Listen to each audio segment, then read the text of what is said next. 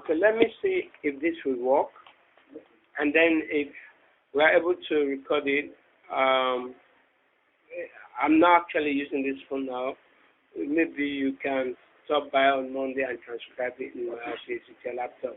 But you can take notes while you discuss it. Maybe in the end you might not feel the need to even use the recording.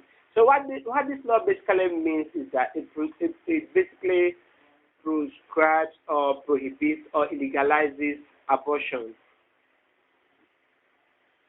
regardless of the nature of the abortion, regardless of the risk for the life of the mother. In other words, if a woman knowingly attempts and actually terminates a pregnancy, that woman would have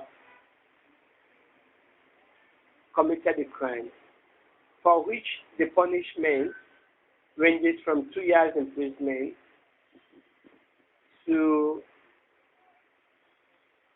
penal servitude for life, which is imprisonment with hard labor for life. That is, and that is huge. That is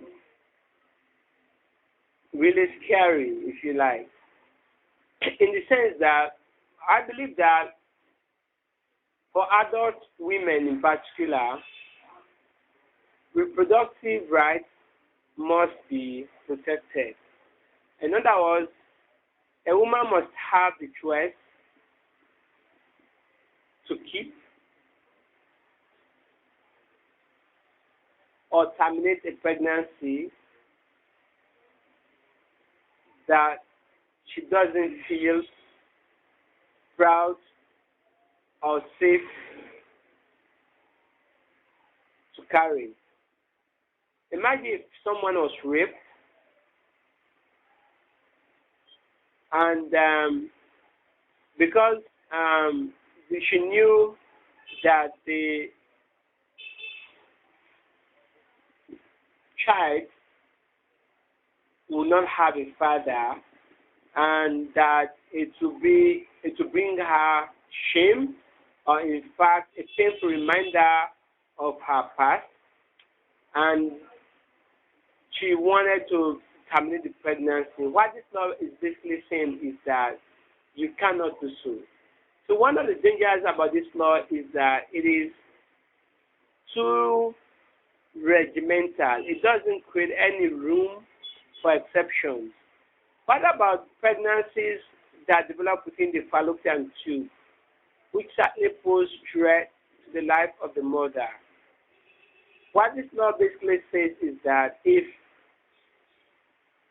you go ahead to terminate it, regardless of the danger or the risk to your own very life, you would have violated the law.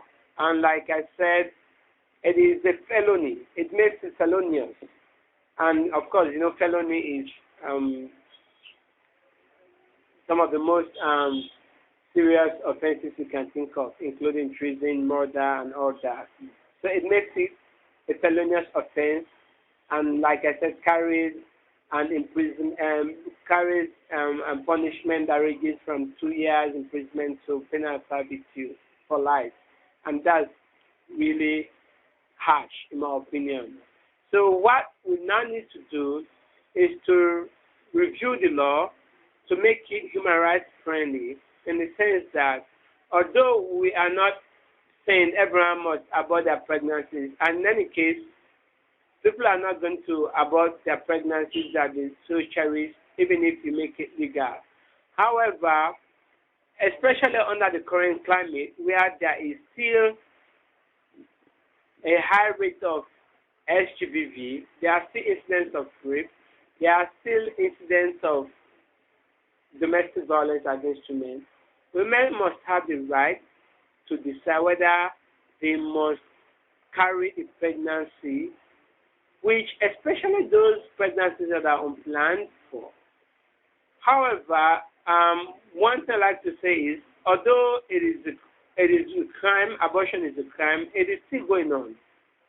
And the fact that this law makes it a crime not only for the woman who chooses to abort the pregnancy, but even in this case for the medical doctor or even the drug seller who supplies the drugs, makes it even more sort of complicated, makes it even more difficult for women to address what is supposed to be a reproductive right issue. On top of that, even though it is illegal, we know that it is happening in the country.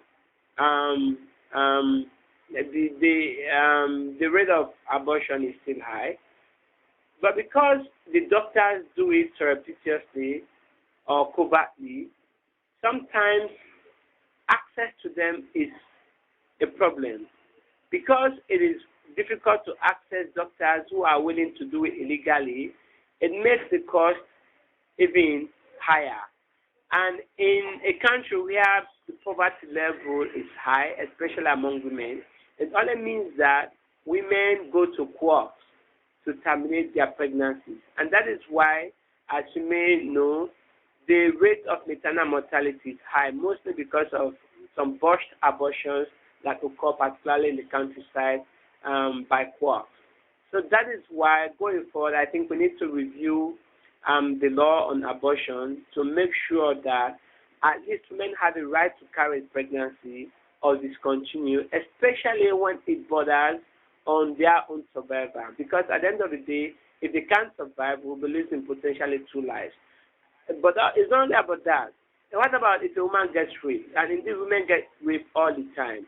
If a woman gets raped and gets pregnant, you don't want to legislate on something that is going to potentially affect someone for the rest of her lifetime, which is why a woman must feel proud, must have a sense of ownership, a sense of pride, a sense of accomplishment, a sense of satisfaction to carry a pregnancy. If all of these ingredients are lacking in the pregnancy and a woman elects to terminate it, it is a matter of right.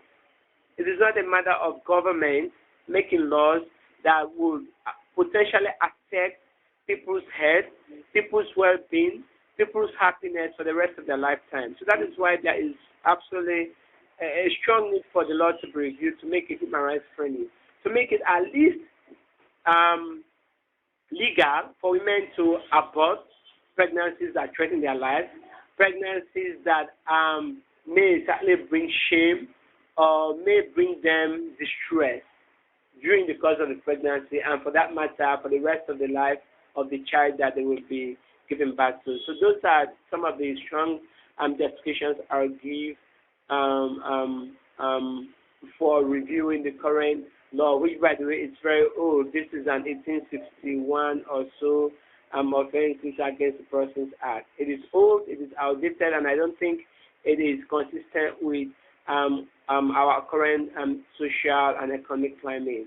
In a country where we have still not been able to combat sexual agenda-based violence, where rape still occurs, where our healthcare system is still backward, where medical personnel are still in short supply, you don't want to make it even more difficult for people to access those that are qualified to do it, because those who are qualified to do it are constantly afraid that if they are caught, it will be illegal.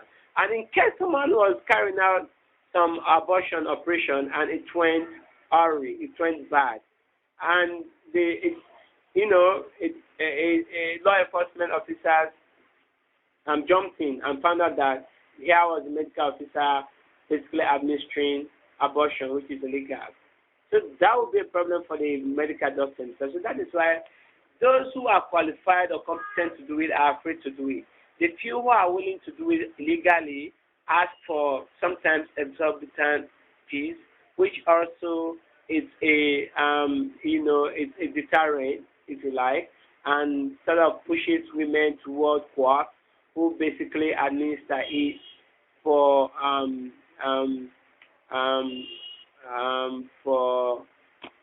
cheaper fee. So that is why I think we have to make it legal, and then you can increase the number of players and then make it more accessible to women who need it. And even if we make it legal, I think we need to understand that because it is legal doesn't mean every woman is going to abort her pregnancy. Women still need kids, and there are so many more who are crying for kids every day. But there are those who get pregnant through no fault of theirs, and we think that it's also an economic issue. It's not just a social issue.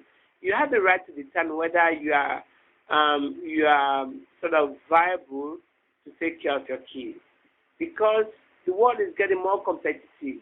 Families must be able to take care of their kids, provide basic services, basic education, clothing, food, and all that.